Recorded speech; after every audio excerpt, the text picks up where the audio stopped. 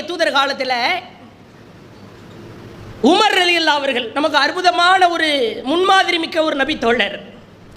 அல்லாஹ்வின் தூதர் அவர்கள் அதிகமாக புகழ்ந்த ஒரு தோழர் உமர் ரலியல்லாஹு. அவங்க இஸ்லாத்தை ஏற்பதற்கு முன்பாக பாவமான காரியங்களில் ஈடுபடுறாங்க. இஸ்லாம்னாலே எரிச்சலாக இருக்கிறது. இஸ்லாமிய மார்க்கத்திற்கு எதிராக களம் காண முயல்கிறார்கள். ஆனால் அவர்களுடைய பிஹவாத்திமிஹா இறுதி முடிவு மரண வேளை அவர்கள் இஸ்லாத்தை ஏற்றுக்கொண்டதற்கு பிறகு அவர்களிடத்திலே வெளிப்பட்ட அந்த அற்புதமான குணங்கள் நம் அனைவருக்கும் மிகச்சிறந்த பாடம். உமர் ரலியல்லாஹு அவங்க சம்பந்தமாக புகாரியில் பதிவு செய்யப்பட்டிருக்கிறது. உமர் ரலியல்லாஹு அவர்கள் இஸ்லாத்தை ஏற்பதற்கு முன்பாக தன்னுடைய சகோதரியையும் சயீத் பின் சயீத் என்ற தன்னுடைய மச்சான் சகோதரியினுடைய கணவரையும் இஸ்லாத்தை ஏற்பதற்கு முன்பாக அவர்கள் இஸ்லாத்தை ஏற்றுக்கொண்டதற்காக தூணிலை வைத்து கட்டி வைத்து சித்திரவதை செய்தார். புகாரியில் பதிவு செய்யப்பட்டிருக்கிறது.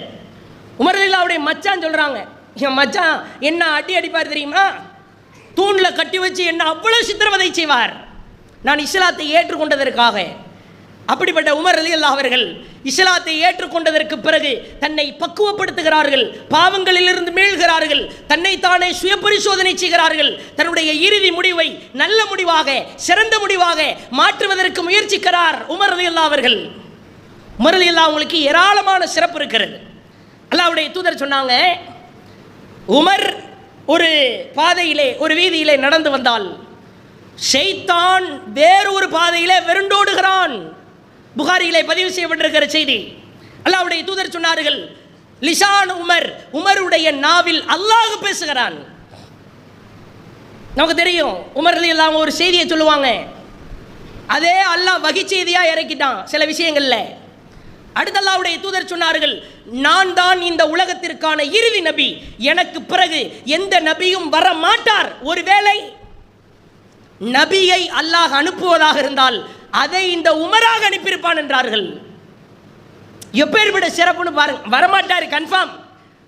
நபிமார்கள் முத்திரை பெற்று விட்டார்கள். ஒருவேளை நடந்துட்டா, நடக்கிறதுக்கு வாய்ப்பில்லை. ஒருவேளை அனுப்புறதா இருந்தால் அல்லாஹ் அந்த உமர் அனுப்புவான் நாங்க ரசூலுல்லாஹ். அடுத்த அல்லாஹ்வுடைய தூதர் சொன்னார்கள், நல்லவர்களிடத்தில் வானவர்கள் மூலமாக அல்லாஹ் பேசுவான். மரியம் அலைஹிஸ்ஸலாம் இது போன்றவங்க, இவங்கள தூதர்கள் கிடையாது. அல்லாஹ்வுடைய தூதர் சொன்னாங்க, நல்லவர்களிடத்தில் வானவர் மூலமாக அல்லாஹ் பேசுகிறானே, அப்படி என் சமூகத்தில் வானவர் பேச தகுதி பெற்றவர் இந்த உமர் என்றார்கள். நபி தோழர்கள் உமர் ரலியல்லாஹு அவர்கள் இஸ்லாத்தை ஏற்றுக்கொண்டதற்கு பிறகு அவரை ஆற கட்டித் தழுவி குழுமி ஒரு கூட்டமே சொன்னார்களாம், மாசில்னா ஐஸத முந்து அஸ்லம உமர். இந்த உமர் இஸ்லாத்தை ஏற்றதற்கு பிறகு நாங்கள் கண்ணியமும் வலிமையும் பெற்றோம். உமர் ரலியல்லாஹு அவங்க இஸ்லாத்துக்கு வந்ததற்கு பிறகு பயங்கரமான ஒரு எனர்ஜி கிடைக்கிறது, பயமெல்லாம் விருண்டோடுகிறது, ஒரு வலிமை கண்ணியம். எப்பேற்பட்ட உமர்! அவங்களுடைய கடைசி கட்டம், இவருடைய வாழ்க்கை வரலாற்று பக்கங்களை புரட்டுகிற பொழுது இஸ்லாத்திற்காக இஸ்லாமிய மார்க்கத்தை கடைபிடிப்பதற்காக பிறருக்கு எந்த விதமான நோவினையும் துன்பமும் கேடும் செய்யாமல் தன் வாழ்க்கை பயணத்தை ஓட்டுகிறார். அல்லாஹ் ரப்புல் ஆலமீன் சிறப்பிற்கு மேல் சிறப்பை சேர்க்கிறார். உமர் ரலியல்லாஹு அவங்க ஷஹீதாக்கப்படுவாங்க அப்படின்றது முன்னறிவிப்பு. ரசூல் ஸல்லல்லாஹு அலைஹி வஸல்லம் ஏற்கனவே சொல்லிட்டாங்களே. உமர் ரலியல்லாஹு அவங்க வரைக்கும் தான் குழப்பங்கள் எல்லாம் தலை தூக்காது. யாரும் சர்வ சாதாரணமாக குழப்பம் செஞ்சிட முடியாது, பாவத்தில் ஈடுபட முடியாது. அவ்வளவு கரெக்டாக, அவ்வளவு நெருப்பாக, அவ்வளவு இஸ்லாத்தின் மீது பற்றாக, இஸ்லாத்தை எதிர்ப்பவர்கள் மீது வெறுப்பை காட்டுகிறவர் உமர். ஒரு கட்டத்தில் ஹுதைஃபா ரலியல்லாஹு அவங்க ரசூலுல்லாஹ்ட்ட கேட்ட ஒரு செய்தியை உமர் ரலியல்லாஹு அவங்கள்ட்ட சொல்றாங்க, இன்ன பைனக வ பைனஹா பாபன் முக்லகன். உங்களுக்கு மத்தியில் ஒரு மூடப்பட்ட கதவு இருக்குது, இந்த கதவு ஒரு நாள் உடைக்கப்படும் அப்படின்றாங்க. கதவு உடைக்கப்படும்னா உமர் ரலியல்லாஹு அவங்க எதிரிகளால் கொல்லப்படுவாங்கன்றது அர்த்தம். ரசூலுல்லாஹ் முன்னறிவிப்பு செஞ்சுட்டாங்க. உமர் கேட்குறாங்க, இஃப்தகுல் பாப் அவ் யுக்ஸர், கதவு திறக்கப்படுமா உடைக்கப்படுமா? ஹுதைஃபா சொல்றாங்க, உடைக்கத்தான் படும். அப்படின்னா என்ன அர்த்தம்னா, திறக்கப்பட்டா சுமூகமா, ஒரு கதவை திறக்கிறதுக்கு உடைக்கிறதுக்கு வித்தியாசம் இருக்குது இல்லை? அதை இலக்கியமாக உமர் ரலியல்லாஹு அவரிடத்திலே ஹுதைஃபா சொல்கிறார்கள், உடைக்கப்படும் என்றால் பாவங்கள் தலை தூக்கும், கண்ணீர் விட்டு அழ ஆரம்பிக்கிறார். ஐயோ, இவ்வளவு நாட்கள் பாவங்களை தலை தூக்க விடாமல் காத்து கொண்டிருந்தேனே. அதிகாலை நேரம், ஃபஜ்ர் தொழுகையினுடைய நேரம். உமர் ரலியல்லாஹு அவர்கள் குறித்த செய்தி சஹீஹ் புகாரி 3700 3700வது எண்ணில இருக்கிறது. கையில் ஆண்ட்ராய்டு ஃபோன் இருக்கிறது, புகாரி அப்ளிகேஷன் இருக்கிறது. மிக நீண்ட செய்தி, நேரம் கிடைக்கும் போது படித்து பாருங்க. நமக்கு நேரம் இல்லைல்ல, ஃபேஸ்புக்கு வாட்ஸ்அப் இது பயன்படுத்துறதுக்கு தான் நேரம் இருக்குது. 3700ல் உமர் ரலியல்லாஹு அவர்கள் சம்பந்தமான சுவாரஸ்யமான செய்தி, ஏராளமான படிப்பினைகள் நிறைந்த செய்தி. ஃபஜ்ர் தொழுகைக்காக உமர் ரலியல்லாஹு அவங்க வர்றாங்க. எப்போதுமே உமர் ரலியல்லாஹு அவங்க சஃப்புக்கு வரும்போது சஃப்புகள் விஷயத்தில் ரொம்ப கவனத்தை பேணுவாங்க. இடைவெளியை நிரப்ப சொல்லுவார்கள். ஆங்காங்கே தனித்து நிற்பவர்களை இணைத்து விடுவார்கள். இஸ்தவு சுஃபுஃபக்கும், சஃப்புகளை சரி செய்து கொள்ளுங்கள், சீராக நில்லுங்கள் என்று சொல்லுவார்கள். அதிகாலை நேரம், இருட்டு நேரம், உமர் ரலியல்லாஹு அவர்கள் ஃபஜ்ர் தொழுகைக்காக மாத்திரம் சூரா யூசுஃப், சூரா நஹல் இது மாதிரியான அத்தியாயங்களை தான் ஓதுவாங்க. என்ன காரணம் அப்படின்னா, ஃபஜ்ர் தொழுகை வீட்டில் இருந்து மக்கள் எழுந்து வரணும், ஜமாத்தில் வந்து ஜாயின் பண்ணணும். இன்ன குர்ஆனல் ஃபஜ்ரி கான மஷூதா, ஃபஜ்ர் தொழுகையிலே ஓதப்படுகிற குர்ஆன் மாணவர்களால் சாட்சி சொல்ல தக்கதாக இருக்கிறது என்று இறைவன் சொல்கிறான். அதனால் ரொம்ப நீண்ட சூறா. நம்ம நீண்ட சூறானா வேறு பள்ளிக்கு போகிற லெவலில் தான் இன்றைக்கி காலகட்டம் இருக்குது. ரொம்ப ஸ்பீடாக தான் இருக்கிறோம். உமர் ரலியல்லாஹு அவங்க மிக நீண்ட சூறாக்களை ஓதுவாங்க. தொழுகையில் நிற்கிறாங்க, இருட்டான நேரம், தக்பீரை கட்டியாச்சு. அந்த இருட்டு நேரத்தில் முகீராவுடைய அடிமை அபு லுசல்ஆ ஃபைரோஸ் அப்படின்ற ஒரு கேடுகட்ட அயோக்கியன் அவனும் சஃப்ல வந்து நிற்கிறான். இருட்டான நேரம், யார் என்று கண்டுபிடிக்க முடியவில்லை. தக்பீர் கட்டிவிட்டார்கள், சூரா ஃபாத்திஹா ஓத ஆரம்பிக்கிறார்கள், துணை சூறாவை ஓதிக்கொண்டிருக்கிறார்கள். இடுப்பிலே அபு லுசல்ஆ ஃபைரோஸ் வைத்திருந்த பிச்சுவா கத்தியை எடுத்து உமர் ரலியல்லாஹு அவருடைய முதுகிலே ஏறச் சொருகுகிறான். கத்தி வயிறு வழியாக வெளியேறுகிறது. எடுக்கிறான், மீண்டும் சொருகிறான். கத்தலனியல் கல்பு, ஒரு நாய் என்னை கொல்ல பார்க்கிறது என்று உமர் ரலியல்லாஹு அவர்கள் தொழுகையை விட்டுவிட்டு இந்த வார்த்தையை பயன்படுத்துகிறார்கள். அப்படியே சாய முற்படுகிறார்கள். உமர் ரலியல்லாஹு அவர்கள் தொழுகையை கண்டினியூ தொடரணும். அருகிலே இருப்பவர்களுக்கு ஏதோ ஒன்று நடக்கிறது என்று விளங்கிவிட்டது, புரிந்துவிட்டது. பின்னால் நிற்பவர்கள் தொழுகையை தொடரவில்லையே, சப்தமில்லையே என்று சுபஹானல்லாஹ் சுபஹானல்லாஹ் என்று கத்த ஆரம்பிக்கிறார்கள். தொழுகையில் ஏதாவது நடந்துச்சுன்னா சுபஹானல்லாஹ் சொல்லுவோம்ல. உடனே உமர் ரலியல்லாஹு அவர்கள் சுதாரித்துக் கொண்டு வடியக்கூடிய இரத்தத்தை கையிலே ஏந்தியவர்களாக வழி தாங்க முடியாமல் அப்படியே அவர்களுக்கு நேராக அப்துர் ரஹ்மான் பின் அவுஃப் ரலியல்லாஹு அவர்கள் நிற்கிறார்கள். அவர்களின் கரத்தை பிடித்து இமாமத்திற்காக நிறுத்திவிட்டு கரத்தை பிடிக்கிற பொழுதே அப்துர் ரஹ்மான் பின் அவுஃப் உணர்ந்து விட்டார், உமர் ரலியல்லாஹு அவர்களை யாரோ ஒருவர் குத்தி விட்டார் என்று. போய் நிற்கிறாங்க, தொழுகையை தொடர்றாங்க. சின்ன சின்ன சூறாக்களை ஓதி முடிக்கிறார்கள். தொழுகை முடிகிறது. கொஞ்சம் கொஞ்சமாக மக்களிடத்திலே பரவுகிறது. அமீருல் முஃமினீன் குத்தப்பட்டார். இந்த அபு லுசல்ஆ என்று கேடுகட்டவன் என்ன பண்ணுறான், உமர் ரலியல்லாஹு அவங்களை குத்திட்டு ஓடுறான். ரைட்டில் லெஃப்ட்லன்னு சில நிற்கிற மனிதர்கள் தோழர்களையும் குத்துகிறான். கிட்டத்தட்ட 13 நபர்கள் குத்து வாங்குகிறார்கள். 7 பேர் ஸ்பாட் அவுட்டு. உமர் ரலியல்லாஹு அவங்களை சேர்த்து 8. ஆனால் உமர் ரலியல்லாஹு உடனே மூத்தாகலை. பிறகு ஒரு சில நாட்களுக்கு பிறகு மக்களுக்கெல்லாம் பரவிருச்சு. உமர் ரலியல்லாஹு அவங்கள குத்தப்பட்ட சோதனையை பார்த்து மக்கள் எல்லாம் சொல்கிறார்கள், இன்றைய தினம் உமர் அவர்கள் குத்தப்பட்டு விட்டார்.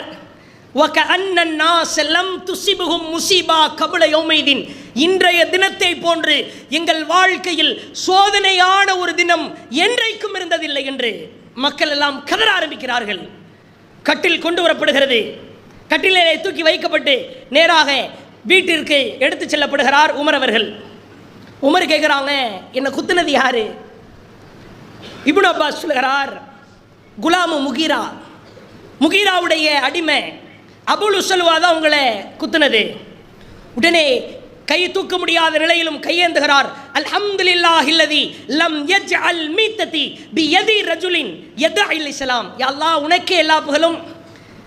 முஸ்லிமாக இருக்கிற ஒருவர் வெறுப்பின் காரணமாக, கோபத்தின் காரணமாக, ஆத்திரத்தின் காரணமாக, பகையின் காரணமாக என்னை குத்தவில்லை. என்னை இஸ்லாம் அல்லாத ஒருத்தன் கையால குத்துப்பட செஞ்சிருக்க அல்லாஹ், உனக்கே எல்லா புகழும். எப்பேற்பட்ட வார்த்தைன்னு பாருங்க. பிறகு ஒவ்வொருவராக மக்கள் தெரிந்து அனைத்து மக்களும் குழுமுகிறார்கள். உமர் ரலியல்லாஹு அவங்களுக்கு குத்தப்பட்டது, ரத்தம் குடலா கொட்டுது, குடல் வெளியே வந்து நிற்குது. அவ்வளவு கொடூரமான ஒரு காயம். சில மருத்துவர்கள் வந்து ஆலோசனை பண்ணுறாங்க, ஆழம் எவ்வளோன்னு தெரிஞ்சா உயிரோடு இருப்பாரா இருக்க மாட்டாரான்றதை கண்டுபிடிச்சிடலான்னு. பேரிச்சம்பளம் சாறு வாயிலே ஊற்றப்படுகிறது. ஊற்றிய அடுத்த கணமே எங்கே குத்தப்பட்டதோ அந்த குடல் வழியாக அந்த சாறு வெளியேறுகிறது. பதறி விடுகிறார்கள், இது இரத்தமா பேரிச்சம்பளம் சாரா என்று. உடனே ஒரு சிலர் சொல்கிறார்கள், கன்ஃபியூஸ் ஆயிருச்சு, எது ரத்தம் எது சாறுன்னு தெரியல, ரெண்டு கலர் ஒன்றா இருக்குது, பாலை ஊற்றுங்க. வாயிலே பால் ஊற்றப்படுகிறது. அதுவும் ஊற்றிய கணமே அப்படியே குற்றப்பட்ட குற்றுயிராய் கிடக்கிற அவர்களின் குடல் வழியாக வெளியேறுகிறது. அனைவரும் கதற ஆரம்பிக்கிறார்கள். உமர் ரலியல்லாஹு அவர்கள் இன்னும் குறிப்பிட்ட மணி நேரங்களில் மரணத்தை தழுவி விடுவார். ஃபிக்ஸ் பண்ணிட்டாங்க, குடல் வெளியே தொங்குது, அந்த அளவுக்கு குத்து. உடனே உமர் ரலியல்லாஹு அவர்கள் தன் மகன் அப்துல்லாஹ் பின் உமரை அழைக்கிறார். யா அப்துல்லாஹ் இப்னு உமர், அப்துல்லாவே உந்துருமா அலைய மினத்தைன், எனக்கு கடன் எவ்வளோ இருக்குதுன்னு பார்ப்பா. ஃபவஜதுஹு சித்தத்தவ சமானீன அல்ஃபா, ஒரு 86,000 திர்ஹம் தீனாருக்கு நெருக்கமாக கடன் இருக்கும்னு நினைக்கிறேன். அதை என்னுடைய சொந்தக்காரங்கள்ட்ட கேட்டு அடைச்சிரு. அப்பவும் பத்தலைன்னா குறைஷி குலத்தில் இன்னார்கிட்ட கேட்டு அடைச்சிரு. ஒரு காலத்திலையும் அரசு கஜானாவிலிருந்து எடுக்கக்கூடாது. கடனை அடைக்க முடியவில்லை என்றால் நீ சம்பாதித்து என் கடனை அடைத்து முடித்து விடு. ஃபஸ்ட்டு ஒரு சுமையை மகனிடத்தில் இறக்கிறார். அடுத்ததாக உமர் ஆசைப்படுகிறார், நான் அல்லாஹ்வின் தூதர் அபூபக்கர் ரலியல்லாஹு அவர்கள் அருகிலே அடக்கம் செய்யப்பட வேண்டும் என்று ஆசைப்படுகிறேன். நீ ஆயிஷா அம்மையார்கிட்ட போய் கேட்டுட்டு வா. எப்படி கேட்கணும் தெரியுமா? யக்ரா அலைக்க உமர் சலாம், உமர் உங்களுக்கு சலாம் சொன்னார். ஒலா தக்குல் அமீருல் முஃமினீன், அமீருல் முஃமினீன் சலாம் சொன்னார்னு சொல்லக்கூடாது. எவ்வளோ பணிவுன்னு பாருங்க. சொல்லிட்டு சொல்றாங்க, ஃபஇன்னி லஸ்துல் யௌம் லில் முஃமினீன அமீரா, இன்றோடு நான் அமீருல் முஃமினீன் அல்ல, என் உயிர் பிரிய போகிறது. உமர் சலாம் சொன்னார்னு சொல்லுங்க. போயிட்டு ரசூலுல்லாஹ்வுக்கு அபூபக்கர் ரலியல்லாஹு அவங்களுக்கு பக்கத்தில் ஒரு இடம் இருக்குது, அந்த இடத்துல நான் அடக்கம் செய்யப்படணும்னு நீங்கள் கேளுங்க. பெர்மிஷன் கொடுத்தா ஓகே, இல்லைன்னா விட்டுருங்க அப்படின்றாங்க. அப்துல்லாஹ் இப்னு உமர் ஆயிஷா அம்மையாரை சந்திக்க போகிறார். ஃபவஜதஹா காயிதத்தன் தபுக்கி, ஆயிஷாவிற்கு செய்தி சேர்ந்து விட்டது. தன் தலையை கீழே போட்டு கதறி அழுகிறார். கேட்கிறார் அப்துல்லாஹ் பின் உமர் ரலியல்லாஹு அவங்க தகப்பனாருக்கு அடக்க செய்யறதுக்கு இடம் கேட்டாங்க. உங்கள் தகப்பனார் கூடயும் உங்கள் கணவர் பக்கத்துலேயும் அவங்க அடக்க செய்ய ஆசைப்படுறாங்க. ஆயிஷா சொல்கிறார், குன்து உரீதுஹு லின்னஃப்ஸி, அந்த இடம் எனக்கு மிகவும் பிரியத்திற்குரிய இடம், எனக்காக அதை ஏற்பாடு செய்து வைத்திருந்தேன். உல ஊசிரன் பிஹில் யௌம அலா நஃப்ஸி, என்னை விட அந்த இடத்திற்கு மிகவும் தகுதி படைத்தவர் உமர் தான், அவருக்கு கொடுத்து விடுகிறேன் என்றார்கள். பிறகு இப்னு அப்பாஸ் வருகிறார். உமரே, உங்கள் மூஞ்ச பார்த்தா ரொம்ப பதட்ட மாதிரி தெரியுது, ஏன் பயப்படுறீங்க? நீங்கள் யார் தெரியுமா? அல்லாஹ்வின் தூதரோடு நட்பு கொண்டீர்கள், அவர்கள் திருப்தி பெற்ற நிலையிலேயே நீங்கள் வாழ்ந்தீர்கள்.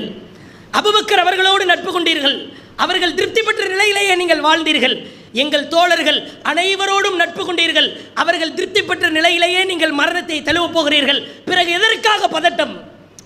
உமர் சொல்ற வார்த்தை அடுத்ததா, நான் என்னை நினைத்து பதறவில்லை, நான் என்னை நினைத்து பதட்டமடையவில்லை. மின் அஜிலிக்க வ அஜிலின் அசாபிக், உங்களையும் என் தோழர்களை நினைச்சு தான் பயப்படுறேன். பாவங்கள் எல்லாம் திறந்து விடப்படுமோ, எனக்கு மரண நேரம் வந்து விட்டது.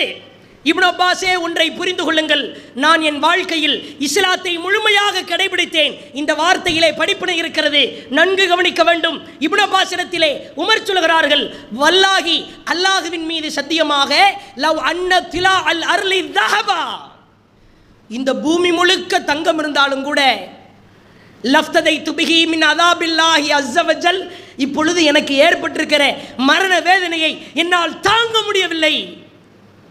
பூமி முழுக்க தங்கம் இருந்தால் அதை கொடுத்தாவது எப்படியாவது தப்பிச்சிடலாம்னு நினைக்கிறேன், என்னால் தாக்கு பிடிக்க முடியல, அவ்வளவு கொடுமையாக இருக்கிறது. பிறகு அலி வருகிறார். ذهبت أنا وأبو بكر عمر، دخلت أنا وأبو بكر عمر، خرجت أنا وأبو بكر عمر. அல்லாஹ்வுடைய தூதர் நாவிலிருந்து நான் கேட்டிருக்கிறேன், நானும் அபூபக்கரும் உமரும் சென்றோம், நானும் அபூபக்கரும் உமரும் நுழைந்தோம், நானும் அபூபக்கரும் உமரும் வெளியேறினோம், நானும் அபூபக்கரும் உமரும் பேசிக்கொண்டோம். ரசூலுல்லாஹ் பேசும்போது எப்படி தான் சொல்லுவாங்க, நானும் அபூபக்கர் உமரும் தான் போனோம், நானும் அபூபக்கர் உமரும் தான் பேசிக்கிட்டு இருந்தோம். உமர் அவர்களே, ஒன்றை புரிந்து கொள்ளுங்கள். அலி ரலியல்லாஹு அவங்க சொல்றாங்க, தரஹம் அலா உமர், உமர் மீது அல்லாஹ் அருள் செய்வானாக, மா கல்லப்தா ஹதன ஹப்ப இலையே, மார்க்க விஷயத்தில் வணக்க வழிபாடு விஷயத்தில் ஒருவரை நான் முன்மாதிரியாக எடுப்பேன் என்றால் அது உங்களை தவிர உலகத்திலே வேறு யாரும் இருக்க முடியாது. அவ்வளவு பெர்ஃபெக்டா இருப்பீங்களே. இப்போ நீங்க வேதனை படும்போது என்னால் தாங்க முடியலையே. நீண்ட செய்தி, இறுதி கட்டம். உமர் ரலியல்லாஹு அவர்கள் தன் மகனை அழைக்கிறார். தகப்பன் மகனுக்கு நடுவில் இருக்கிற ஒரு அற்புதமான உறவை பாருங்கள். மகனே, உன் மடியில் நான் படுத்துக்கலான்னு ஆசைப்படுறேன். கடைசி கட்டம். உமர் ரலியல்லாஹு அவர்கள் அப்துல்லாஹ் பின் உமரை அழைத்து அவர் மடியிலே படுக்கிறார். கதறி அழுகிறார் அப்துல்லாஹ் பின் உமர். அவ்வளவு நேசம் பையன் மேல. அடுத்ததாக சொல்கிறார் உமர் ரலியல்லாஹு அவங்க, லா ராசி ஃபில் அர்ல், மண்ணாலான வீடு, என் தலையை கொஞ்சம் கீழே பூமியில் வையேன். வெயில் சுட்டெரிகிறது, வீட்டில் வெயில் அடிக்கிறது, பூமி சுடுகிறது. வேணாம் வாப்பா, அத்தாவே வேணாம், வெயில் ரொம்ப அடிக்கிறது, தாங்க முடியாது உங்களால், வைப்பா, சொல்றதை செய். லாஹு அலல் அர்ல், என் தலையை பூமியில் வை. உடனே பூமியிலே வைக்கிறார்.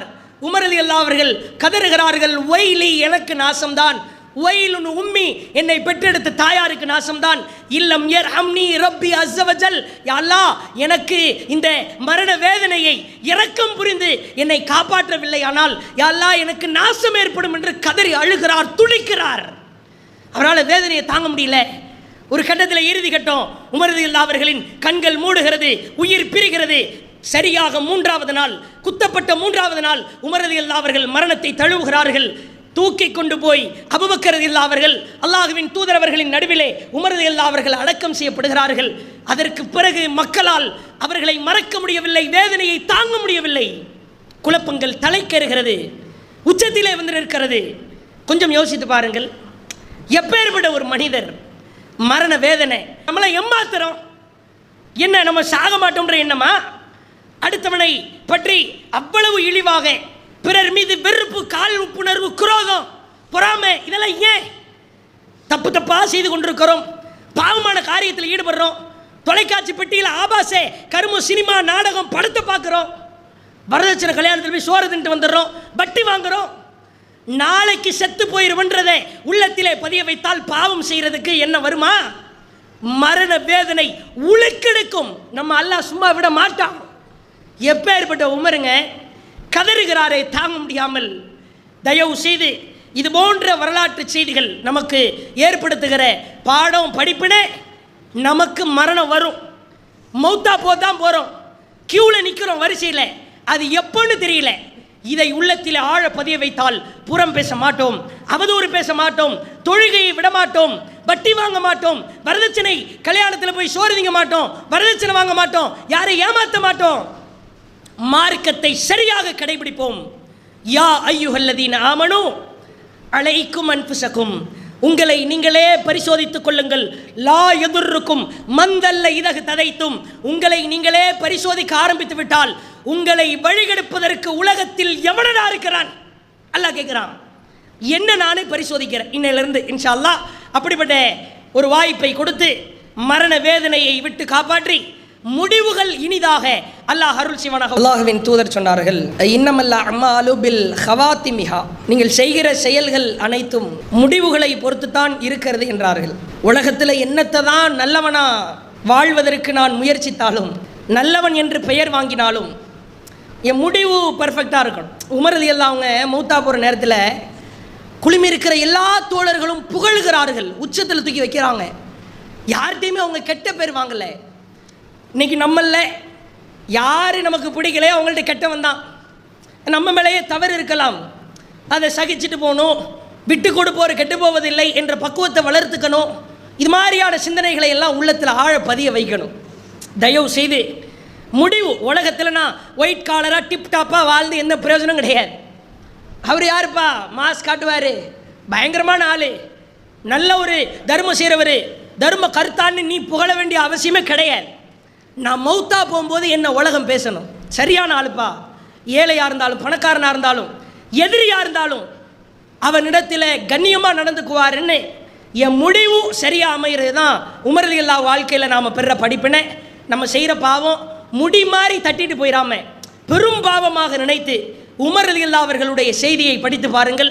அதிலிருந்து படிப்பினையை பெற்று அறிவுரையை பெறுவோமாக.